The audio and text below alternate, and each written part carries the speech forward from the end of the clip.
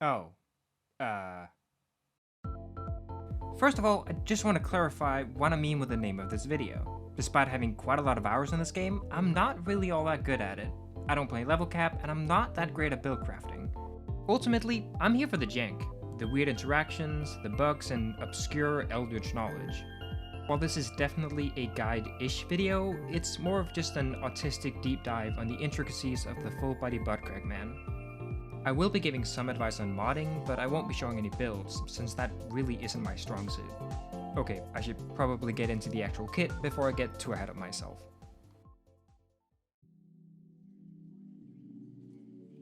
Tau damage and status is a mechanic that is just barely not exclusive to Caliban.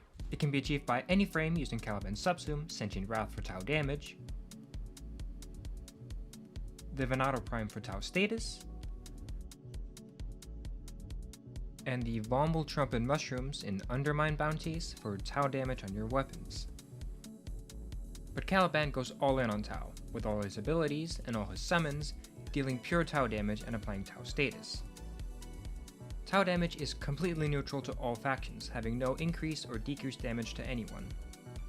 However, it is able to destroy magnetic anomalies, just like electric, magnetic, and void damage. Tau status is a little more interesting though. Each status lasts for 8 seconds, stack up to 10 times, with any new stack replacing the oldest one. Though like most status effects, it is limited to 4 stacks on enemies like Acolytes and Liches. But for some reason, it can also be applied to status immune enemies like Levantis and Eidolons, which is funny but ultimately pretty pointless. It also works for the usual stuff, like Condition Overload and Arcane Impetus. Each stack increases the enemy's status vulnerability by 10%, going up to 100% at 10 stacks. Tau is a multiplicative increase to modded status chance, or in other words, doubling your modded status chance at 10 stacks. This makes it amazing with high status chance weapons, but pretty pathetic with low status chance weapons. It also means that it does not affect forced procs, since those have nothing to do with status chance and are just guaranteed. It does affect abilities, but please note that a lot of abilities use forced procs, and not status chance. In my honest opinion though, Tau isn't that amazing, at least for Caliban. He has no reliable ways of applying Tau outside of his summons, which he can't normally directly control. He also has nothing in his entire kit that actually benefits from the increased status chance, other than just applying more Tau, I guess? It does still go pretty damn crazy with specific weapons, and can still be a lot of fun.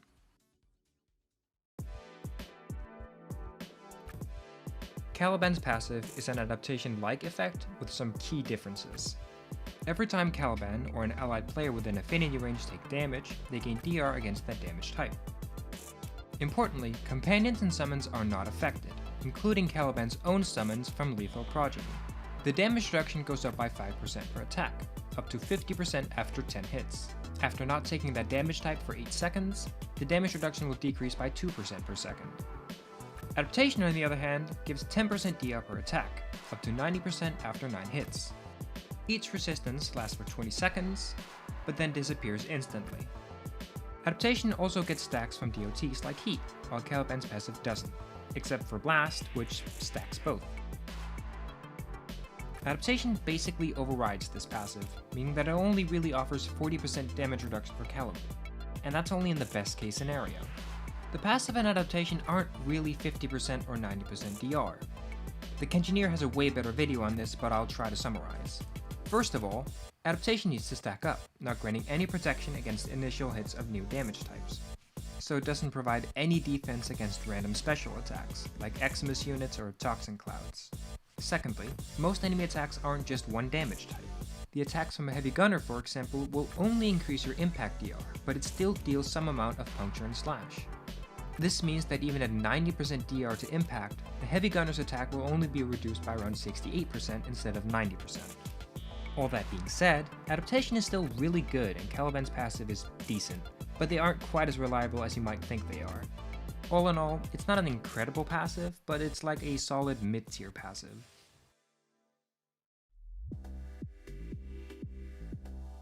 Okay, with a fairly unimpressive start out of the way, we finally get to the good stuff.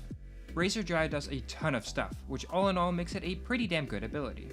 When cast, it drains 25 energy and causes Caliban to spin forward at 24 meters per second for 1.25 seconds for a total of 30 meters traveled. From what I can find, nothing seems to affect the travel time or distance. Not casting speed, range, movement, sprint, or parkour speed. It's always just 30 meters. However, cold and other slows will still decrease the travel distance and speed. During the spin, Caliban hits all enemies within a base 10 meters, scaling with range. This can break crates and containers through walls, but needs line of sight to hit enemies. Despite what you might think, it actually hits in a full sphere around Caliban, even above and below him. It deals 50 Tau damage 10 times per second, with a 25% chance to apply Tau status.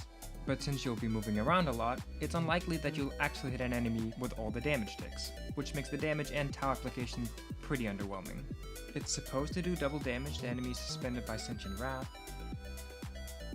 but that currently doesn't work, though it probably wouldn't make much of a difference.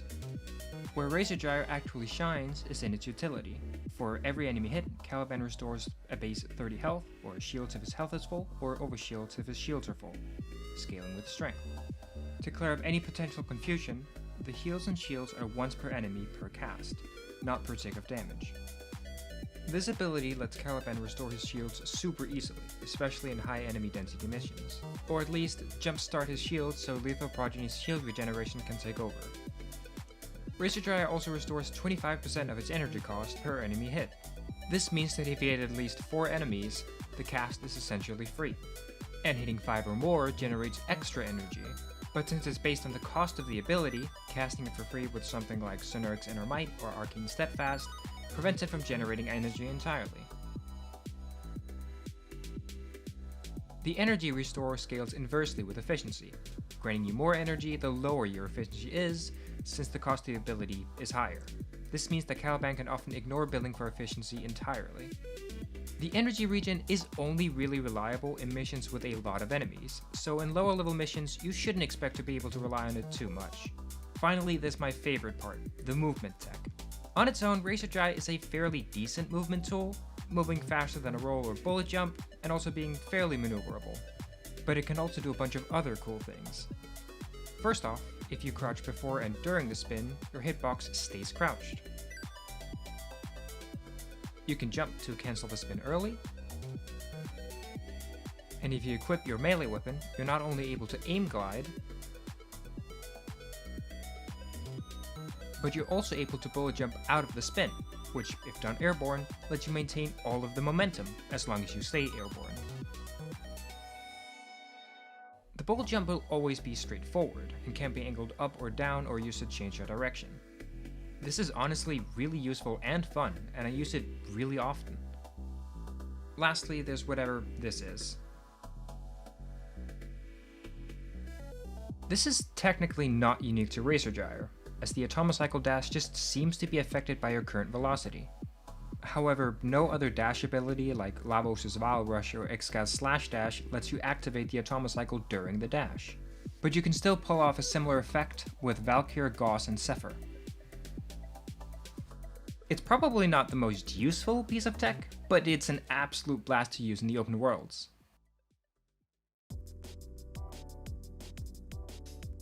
Razor Mortar is currently Caliban's only augment, and can be acquired from Cephalon Suda or the Parent Sequence. It is really, really good, and honestly fixes a lot of the issues I have with Caliban, mainly him not interacting enough with his summons, and not benefiting from Tau status. There are 2 parts to this augment. First off, during the spin, Caliban pulls in all enemies within 5 meters, in a sphere around him, scaling with range. In my experience, this grouping seems to struggle with non-humanoid enemies such as Moas or Chargers. It does open up enemies to ground finishers, but again, the grouping isn't super reliable. You can also use the grouped up enemies to generate a ton of energy. Just cast and cancel Razor Gyre over and over again on the same group of enemies. The grouping actually reuses the code from Inaros' Sandstorm. This means that it has inherited a funny little bug. Basically, with Nourish active, Razor Mortar has a small chance to apply Viral. With the augment equipped, Razor Gyre also begins applying Slash. It still deals pure Tau damage, it just has a chance to apply Slash for some reason. The second part of the augment only activates if the Ortholysts are active and the pull affects at least one enemy. This means that it isn't activated if it only hits overguarded or otherwise CC immune enemies. This means that you can't directly affect enemies like Acolytes, but simply dumping a bunch of enemies into their lap usually does the job. But in content when you have no CC affected enemies like boss fights, Racer Gyre basically doesn't do anything. On activation, it causes the Ortholysts to teleport to the grouped enemies, enter their Mortar forms, and gain a 70% fire rate and electric damage buff for 6 seconds, with strength affecting the buffs, and duration affecting the duration of the buffs. The fact that it's specifically electric damage is really important. The Ortholysts have a massive amount of status chance, even more than you might think, so they apply a pretty goofy amount of electric procs, which against grouped enemies goes pretty damn hard. And since Sentient Wrath is a Bane damage increase, it double dips on status effects, making this even stronger. The electric damage was also changed with Caliban Prime, letting it activate Archon Stretch. While Razor Mortar is definitely amazing, I wouldn't call it mandatory to make Caliban good. If you want to play around big minion damage, then yeah, knock yourself out. But if you want to lean into more of a weapons platform playstyle, or a Fusion Strike build, then it's still nice but not necessary.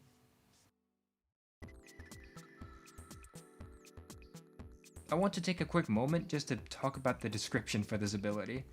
Smash the ground, sending out a radial wave of destruction. Those not killed by the initial blast are... you get it. I don't know what they had in mind while writing this description, because Sentient Wrath is absolutely not a damage ability. On cast, Caliban spends 50 energy, stomping to send out a radial wave around him that extends up to 25 meters, scaling with range. Enemies hit take 2000 Tau damage, become raised, take 35% more damage, and are affected by 1 stack of Tau.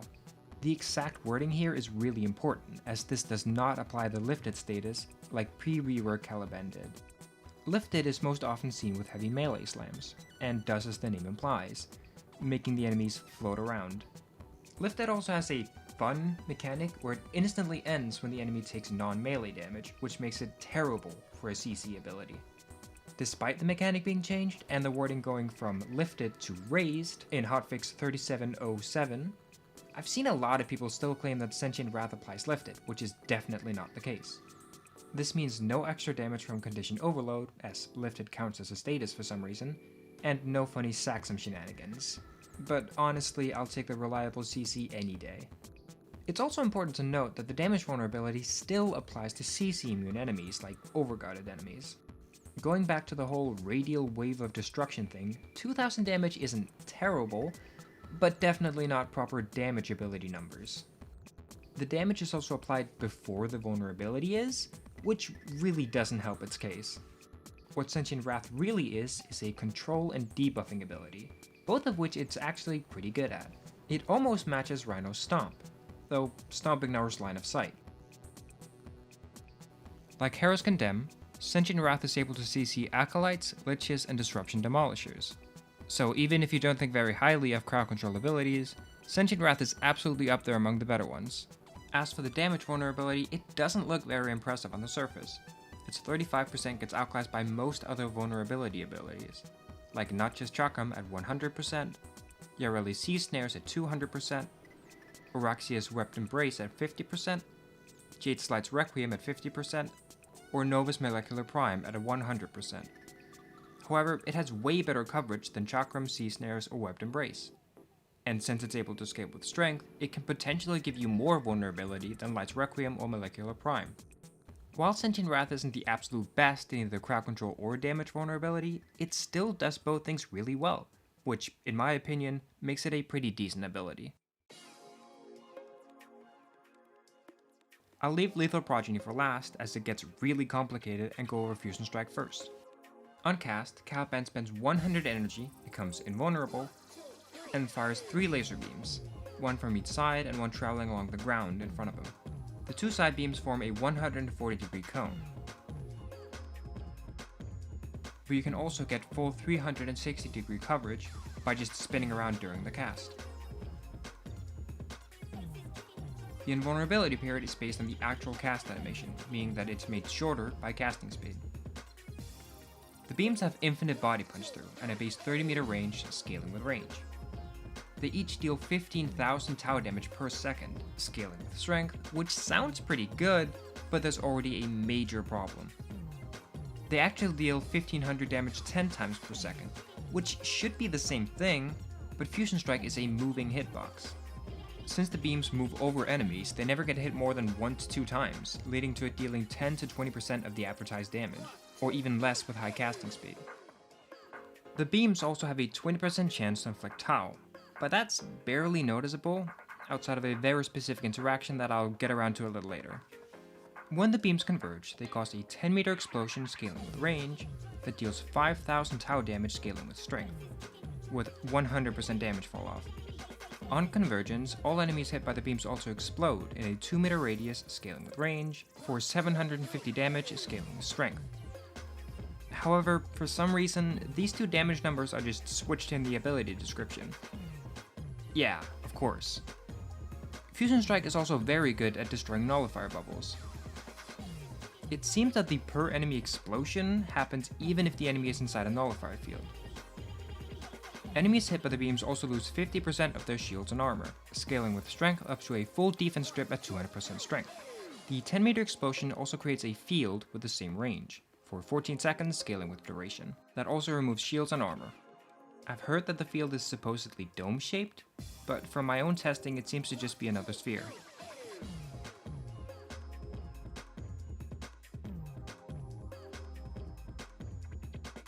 If you had to guess, where would you think the field spawns? Well, from my testing, it seems that when the beams converge, the game does a line of sight check from Caliban to the convergence point. But unlike the beams, this line of sight check doesn't ignore enemies. So if there's an enemy in the way, the resulting zone will be centered on them instead of at the max range of the beams. The strip from the beams and field don't stack, so at base you'll always have to hit an enemy with at least 2 casts for a full armor strip. However, the shield strip is a little different, since it's multiplicative instead of additive. This means that with multiple casts, enemy shields go to 50%, then 25%, then 12.5%, and so on. When comparing it to other strips, it has its ups and downs.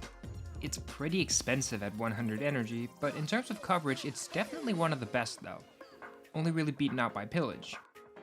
Again, it's a 30 meter cone and then a 10 meter zone that lasts for 14 seconds. The zone actually almost matches Saku's Gaze, though that has a 12 meter AoE and has its duration paused when the Vast on time is active. But it's limited to 2 zones, while Caliban can have as many as he wants. Overall, Fusion Strike is a decent strip, but unlike most other similar abilities, it's really expensive and doesn't really offer anything else outside of just removing defenses. I'm guessing this is because it was meant to be a damage ability, but it just didn't really work out. All this makes it, at least in my opinion, the weakest link in Caliban's kit. Stripping is amazing and Fusion Strike does it really well, but it doesn't really offer anything else. And if you're in a squad with other people, there's a good chance one of them already has an armor strip or is using corrosive or something.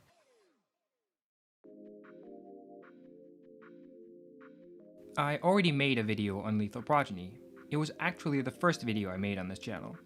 However, since then I found a bunch of other stuff, so this will basically be like an updated version of that video, and I'll probably be marking it as outdated. Either way, it's time for the goobers. While the 3 types of sentience that Caliban can summon are very different, they share a couple core traits. First of all, they're all based on the enemy sentience, using their stats and most of their attacks. This means they can use the wiki to calculate their EHP. But despite them being enemy sentience for the most part, scanning them will not add them to the codex. Their level is based on Caliban's level, going up to 30 and then scaling with strength. Since they're copies of enemy sentience, they get to use their adaptation mechanic. When they drop below certain health thresholds, they'll get damage reduction against the main type of damage they've taken. This activates at 75% health for 90% DR, 55% health for 80% DR, 45% health for 75% DR, and 20% health for 70% DR. This isn't a gate, it doesn't offer any moments of invulnerability, just the damage reduction. With the incredible base stats of the sentience, the adaptation mechanic, and the 2x health multiplier that scales with strength, the sentients tend to just not die in my experience. Though I want to remind you that I don't really play any content above level 500. The only thing that really poses a threat to them is nullifying fields. They aren't instantly killed, but take massive damage and are constantly staggered. This mainly ends up being a problem for the Conculysts, as they just kinda run in and die. The Sentients also restore shields and overshields to allies within 25 meters, scaling with range, but most of the summons themselves don't benefit as they don't have any shields. The shield restore is 25 shields per second, scaling with strength, and only activates if you have some amount of shields. The restore is per sentient, so you get 75 from the 3 Conculysts and the 3 Ortholysts, and 175 from the Summulyst and its 6 Corelists. It's really important to note that this is not an AoE buff. It's a link that the Sentients form to a specific target. This can, for example, be seen with how they prioritize giving Caliban shields before his equipped companion, even if it's within range. The Sentients require line of sight to establish this bond, but it'll stay as long as they stay within range.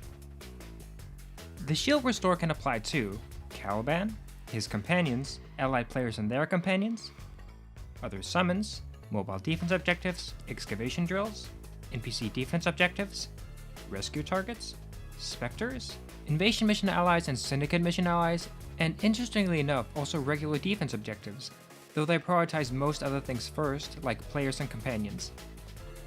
In terms of damage, they use the same level scaling as enemies. To simplify, here's how that damage multiplier looks at every 10 levels. This obviously keeps going beyond level 100, but as you can see, it's a lot of damage and scales exponentially. As I mentioned in the Tau section, everything Caliban does is pure Tau, and this still includes his sentience. And I want to make this very clear, there's no slash or impact or anything, it is just pure Tau. According to the update 37 patch notes, the summons are supposed to deal 10 times damage against non-sentient enemies, but I'm pretty sure that this doesn't work at all. What they do get is a 2.5 times damage multiplier that scales with strength, and is multiplicative to the level scaling. You can think of this as a damage buff like Serration, as it is additive to other sources of base damage and more importantly, doesn't affect abilities. As you probably know, base damage buffs like Arcane Arachne and Vex Armor don't apply to abilities. Okay, they aren't supposed to apply to abilities, but sometimes they do anyway because this game is a complete mess. I actually made a video doing my best to cover this phenomenon if you're interested in hearing more. All this is important as Caliban summons have some attacks that count as weapon attacks, and some that count as ability attacks. This means that some attacks just don't benefit from the damage buff from Lethal Progeny, or other buffs like Nourish or Theorem Infection. Since Sentient Wrath is a Bane or faction damage increase, it applies to both types of attacks, which is neat.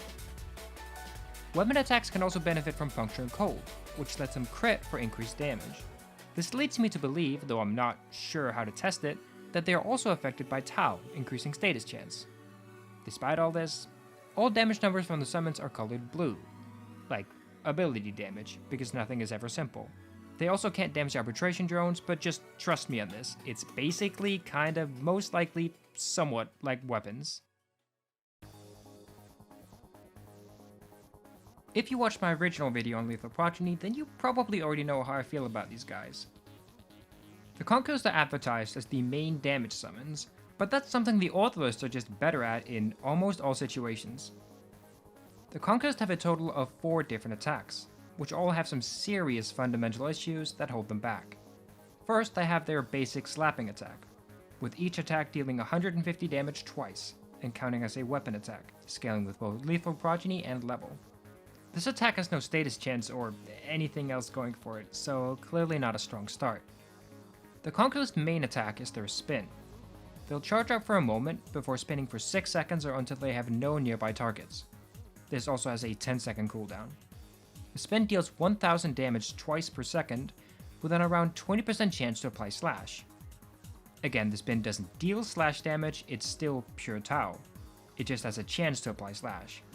Since this counts as an ability, it is only affected by the level scaling and not the base damage from Lethal Progeny, which makes the damage scaling significantly worse than it should be. This is how the spin damage currently scales, compared to how it would scale if it wasn't an ability attack. The third attack is the Battlist Disco Laser Spin thing. When struck by Fusion Strike, the Conculysts have a 3% chance to become empowered, which makes them perform the Battlist attack. This deals 100 damage, also only scaling with level, aka kind of sucks, and has no status chance.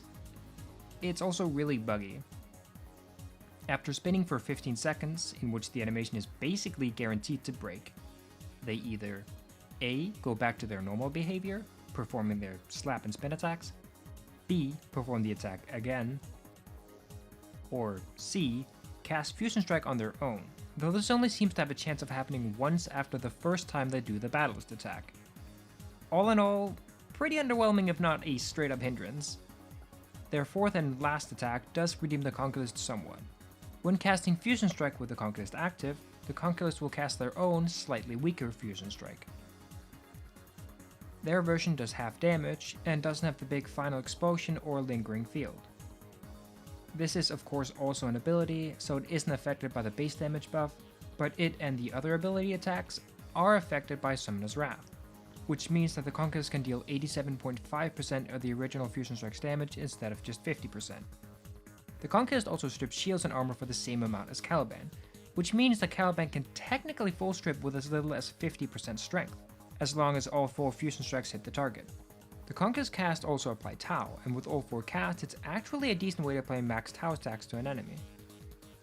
Now, 3 copycast sounds like it should make Fusion Strike an amazing nuke tool, but the damage just isn't there. On top of that, you can't really rely on the Conculyst being in good positions, as they'll often just cast straight into a wall and do nothing. It's still cool and fun and somewhat effective, but it doesn't redeem the Conculyst in my eyes. Enemy Conculysts also have a weird mechanic where you can target their arms to remove them, to either have or outright prevent their spin damage. Thankfully, this isn't the case for Caliban's Conculyst, as they just get to keep their arms. Fight. Lastly, because the Conculysts clearly don't have enough weird mechanics, there's Communal Link. This is an ability that enemy Conculysts also have, where after dropping below 35% health, so after their third adaptation, they begin to glow and make a funny sound. They then form a bond to nearby Conculysts for 5 seconds, redirecting part of the damage they take to other Conculysts. As I went over in the previous part, the summons generally don't struggle to survive, and I honestly don't think I've ever seen this activate in an actual mission. And outside of that, it only really lasts for 5 seconds, so how much of a difference is it really going to make? But it's still neat, and I think the sound is really funny. Overall, the Conculysts are just kind of disappointing, having weird restrictions, buggy attacks, and so much less damage than they should have. They're just so fundamentally flawed that I don't find myself using them outside of silly Fusion Strike stuff. They can sometimes do more single target damage than the Ortholysts, but you can't really choose what enemies they attack. So I'd much rather have my summons clean house with weaker enemies and focused on Eximus and heavy units with my own weapons, which is exactly what the Ortholysts do. Fun Ortholyst fact: the Ortholysts aren't supposed to have this head. It seems to be ripped straight from the Conculysts, and I guess it's to make them cuter or something. Ortholysts have a different kind of head though. No, I'm not kidding, they literally have a, God damn it, I love sentient design so much. The Ortholysts are a little more streamlined, only having 2 attacks. In their mobile form, they'll drift around and fire a barrage of 3 projectiles. Each projectile deals 200 damage on direct hit and causes an additional small 3-meter explosion on hit that deals 50 damage with no falloff. The projectiles have infinite body pierce through, but stop when hitting any terrain, which causes another 50 damage 3-meter explosion. Their drifting around and the spread makes this attack a little unreliable, but both the direct hit and the explosions have a 100% status chance, not scaling with strength. This means that each barrage applies a total of 6 status effects, 3 from the direct hits and 3 from the additional explosions. If the attack is angled downwards and hits the ground beneath the enemy, it'll apply 9 status effects, as the explosions from hitting terrain will apply another round of status. In their mortar forms, they fire 2 of the same projectiles, dealing the same damage with the same small explosions, with the main difference being that they have a 300% status chance and move in an arc. This ends up being a total of 18 status effects, 2 mortar shots applying 3 status effects on initial hit, with the on-hit explosion, and with the on-terrain hit explosion. Each mortar shot also breaks into 3 homing projectiles, for a total of 6. These homing shots spawn regardless of if the mortar hit an enemy or not. They deal the same damage, 200 with 50 damage explosion, and still have 300% status chance. Like the mortar shots, the homing projectiles also hit 3 times: initial hit, on-hit explosion, and on-terrain explosion. With 300% status chance for 9 status effects each, that means that each mortar shot applies at least 72 status effects, and potentially more if the AoE explosions hit any other enemies. Tau status then probably doubles the status chance, and this becomes really stupid. But this doesn't really matter when they're only applying Tau, since Tau is capped at 10 stacks. However, since both the mobile and mortar forms are weapon attacks, they're affected by elemental damage buffs, most notably Theorem Infection, Razor Mortar, and Nourish. These let the Ortholysts apply new status effects, which is especially impressive with uncapped status effects like Electric, Heat, and Toxin. Again, Summulyst Wrath is Bane and Faction damage, double dips on the status damage, and that just skyrockets the damage with any damage dealing status. I didn't forget about Volt Subsumes Shock with its augment, but it sadly just doesn't work. It seems to work for a moment, before it just stops. No extra damage and no electric effects. The same goes for the augment for Oberon Smite Infusion. So another really cool, really niche but ultimately pointless fact, by using the Scourge's alt fire, the Ortholyst can actually headshot, which deals 3 times damage. Because of course that's a thing. This is exclusive to the Ortholyst though, as none of the other summons seem to have a headshot multiplier. I've seen a lot of people complain about the Ortholyst AI, citing it as the main reason they don't enjoy using them, but I just don't see it. Even if they're dumb as bricks, explosions and homing projectiles fix that, while the Conculysts are stuck as melee and mostly single target. In my experience, the Ortholysts are often more active and aggressive. I still firmly believe that the best part of Razor Mortar being added is that it forces people to use the Ortholysts over the Conculysts. They're just objectively better at dealing damage.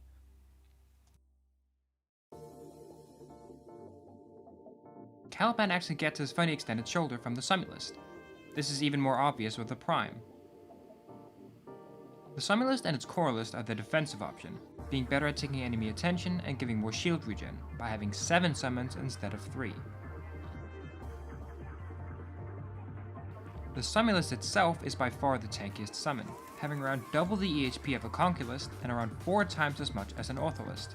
More importantly, they're the only Progeny summon with shields, which are affected by the shield regeneration, but it can only get its damage adaptations when taking damage to its health. Like enemy Summulysts, taking damage to their arms will eventually destroy them. This normally prevents them from using their hand cannon attack, but the lethal Progeny version just doesn't have this attack at all. After just a few seconds of being armless, they'll do whatever the hell this is, and regrow both of their arms.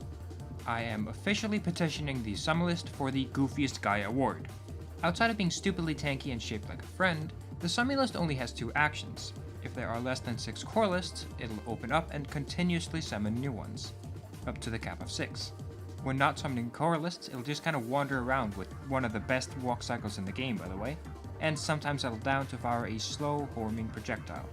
The projectile deals 250 damage in an around 3 meter radius, counting as an ability.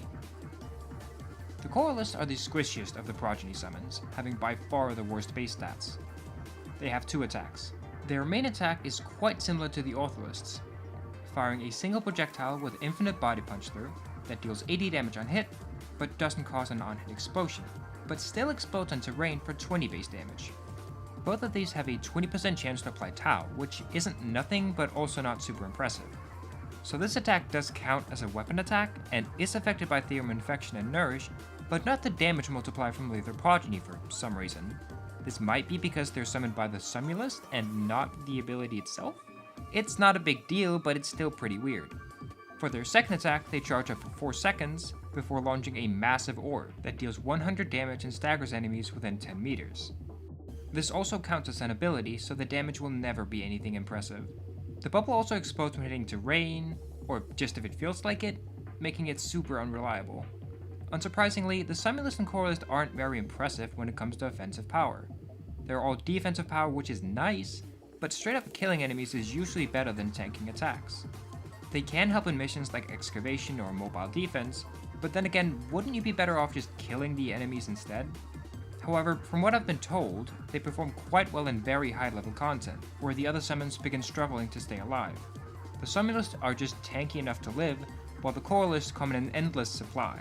I don't personally find myself using them all that often. If I want to do big summon damage, the Ortholysts are the clear winner, and if I want to run a weapons platform setup, their priming is also really helpful. But if all you want is survivability, not only for yourself, but also your team and defense objectives, then definitely go for it. So there's one thing I need to get out of the way first. Nourish is good on Caliban. It is really good, in fact. I would go as far as to say that Caliban is the single best use of Nourish in the entire game, by a lot. For example, Tau helps you apply more viral. The viral damage applies to his summons, and allows his summons to apply viral, or at least their weapon attacks. His summons can activate the viral explosion, the energy multiplier works with Razor Gyre, and makes Razor Gyre apply viral sometimes, though that's not super important. Yes, mindlessly putting Nourish on everything can be lame and silly, but refusing to use it when it is a genuinely interesting option just because it's meta is also pretty silly. All that said, Caliban doesn't need it to work.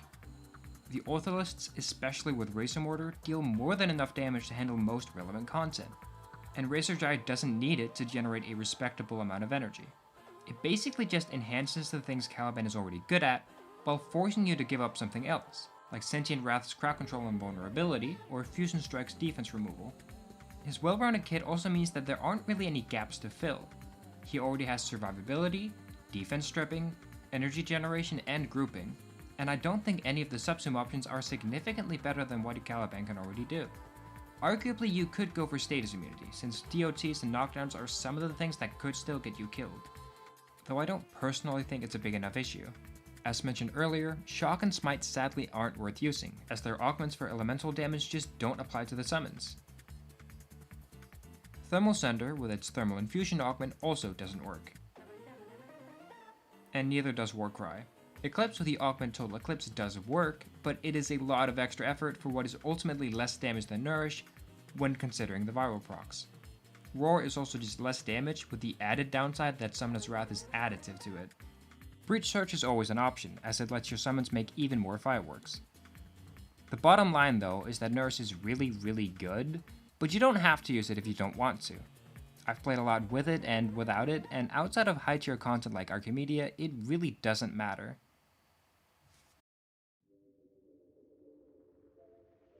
First of all, Summoner's Wrath. If you want to do summon damage, use it. Corrosive Projection or Growing Power or whatever is not and will never be more damage. While yes, the summons get exponentially more damage the higher strength you have, as this graph shows, Summoner's Wrath Red is always more damage. However, it isn't affected by Coaction Drift, which is dumb and stupid. For the Excellent slot, Prime Sure-Footed is nice as always, but I personally prefer running Cunning Drift for the extra range. Razor Mortar is amazing if you want to go for a full Ortholyst nuke playstyle, but not as exciting if you're more focused on a weapons platform playstyle. As I went over in the passive section, Adaptation only really provides 40% DR, in the absolute best case scenario, so I don't recommend it. I don't really think you need any extra survivability on Caliban, but if you feel like you need more, I'd recommend Primed Redirection, Rolling Guard, or Arcane Ages. I find using shield gate mods like Brief Respite, Augur mods, Fast Deflection, and Vigilante Vigor kinda silly, since Razor Gyre does basically the same thing, just better. You can still use them, just know that the shields come before the invulnerability when using Fusion Strike, making it pretty terrible for shield gating. I also think catalyzing shields is a bait, since at base, Caliban's high shields give him a 1.8 second shield gate, while Caliban Prime gets a 2 second shield gate. And in content where you're worried about shield gating, you should have more than enough enemies to fill up your shields instantly with Razor Gyre. The stat priority for Caliban, in my opinion, is Strength, then Range, then Duration, and lastly Efficiency. Strength affects everything in his kit. Health and shields regenerated by Razor Gyre, damage and fire rate buff from Razor Mortar, damage vulnerability from Sentient Wrath, double dipping for the stats on Lethal Progeny, increasing the shield regen, and of course letting Fusion Strike full strip at 200%. Blind Rage, Transient Fortitude, Umbral Intensify, Power Drift, Augur Secrets, Arcane Camisado, Molt Augmented, and Red Archon shots are all great sources of strength. Range also affects all of his abilities, the spin range on Razor Gyre, the pull range on Razor Mortar, radius for Sentient Wrath, shield regen range for Lethal Progeny, and the beam length and stripping field for Fusion Strike. Overextended, Stretch, Archon Stretch, Cunning Drift, and Augur Reach are all really good. With Razor Mortar, Caliban can pretty easily buck Archon Stretch, but it's up to you if you want to spend the extra Forma, since the extra energy really isn't that impactful. For duration, I don't think you really need anything except Prime Continuity, even if you're running Transient Fortitude. But if you feel like it, you can absolutely add some extra red shards or run Arcane Concentration. Lastly, efficiency becomes kind of irrelevant if you're relying on Razor Gyre to generate energy. It generates more energy with lower efficiency, so it makes literally no difference if you go negative. However, in lower density missions, Razor Gyre's energy restore is a lot less reliable, and in those environments you'll likely have to find a different source of energy generation. Arcane Blade Charger is an arcane that often goes overlooked, but grants up to 300% melee damage on primary weapon kill. Somehow, for some reason, the Ortholysts are able to activate it, and quite consistently as well. The Conculysts can activate Arcane Primary Charger, but you really shouldn't expect anything of them at this point. However, using Scourge again, with the Ortholysts, you can activate some headshot-based arcanes like Fury, Precision, or Consequence. However, they can activate stuff in your weapons, like Galvanized Scope or Primary Crux. Kamisato grants 20% movement speed, but it also grants 20% fire rate for some reason. This was apparently mentioned in a dev stream at some point, but I just can't find it. I've tested it and it definitely works, I don't know why. Importantly, this is fire rate and not attack speed, so it does not affect the Conculysts at all, because why would they ever get a win? The Theorem and Residual Arcanes aren't exactly popular, and for good reason. They're awkward and annoying to use, while not really providing enough power to justify the effort. However, I think Theorem Infection on Caliban is the one outlier. To summarize, you equip a Theorem Arcane on your Warframe, and a Residual Arcane on your Kit Gun. The residuals come in 4 flavors, based on the 4 base elements: Heat, Cold, Electric, and Toxin. Kills with a Kit Gun then have a 20% chance to create a residual zone. Standing inside said zone will empower your Theorem Arcane with elemental damage. I have a different video that goes a little more in depth, but be warned, it also has a couple mistakes. There should be a pinned comment explaining what I messed up though. Anyway, with Theorem Infection you can give companions and summons up to 360% increased elemental damage, or 720 if you use both a primary and secondary Kit Gun. The buff lasts for 20 seconds after leaving the residual zone, but that's a little misleading. The buff that is applied to your frame grants companions and summons extra damage, but that damage is actually permanent, so you don't have to constantly play around the residual zones. This makes it significantly less annoying to play around, but it's still kind of awkward. Theorem Infection is a lot less attractive after the launch of Razor Mortar, as it is a much easier way to put elemental damage and damage-dealing status effects on the summons, and in most levels of content you don't really need the damage from both. I personally like to run it, but it's not for everyone. If you do decide to try it out, I heavily recommend using Residual Shock. First of all, it's just the easiest residual zone to actually spot in a crowded mission, but the other elemental damage types also combine with the electric damage from Razor Mortar. While it's novel to have the Ortholysts apply radiation, magnetic, or corrosive, the damage from electric status is just so much better. However, another cool thing that Infection can do is let the summons activate the Archon mod, which is really sick. In the end, it's still just neat tech and not that strong. You can't really run something like Archon Vitality or Continuity alongside Razor Mortar without the 2 elements combining. But it's still just really cool. There are a couple important things to keep in mind when it comes to picking a companion as Caliban. Lethal Progeny's Shield Restore will apply to them, and is an excellent way to keep companions alive. This also grants them near permanent overshields, which is a great way to activate Reinforced Bond. Just keep in mind that overshields only go up to 600 for companions, so they'll often still need calculated or link redirection.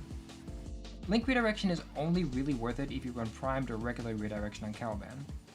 Then there's the fact that your companions can also benefit from Tau, though the status effects from Contagious Bond do count as force procs and aren't affected by Tau. Add the fact that you'll likely be running Summoner's Wrath, and Caliban's companion can quickly become a massive threat on its own. Personally, I really enjoy using Hounds. The main issue is survivability, which is mostly solved by lethal Progeny, and a Manifold Bond synergized Prospectus build can do some serious damage. But other builds focused on status damage and Contagious Bond also go incredibly hard. I recommend just trying out different stuff. The main things I recommend are high shields, good damage output, and status output. That's all I got though. I'm really sorry that this video ended up being this delayed. A lot of stuff has been happening. And I've re-recorded so much of this video so many times at this point. If nothing else, I hope to leave you with this. The luck skin is bad, and I don't like it because it untwinkifies my boy, and that is unforgivable.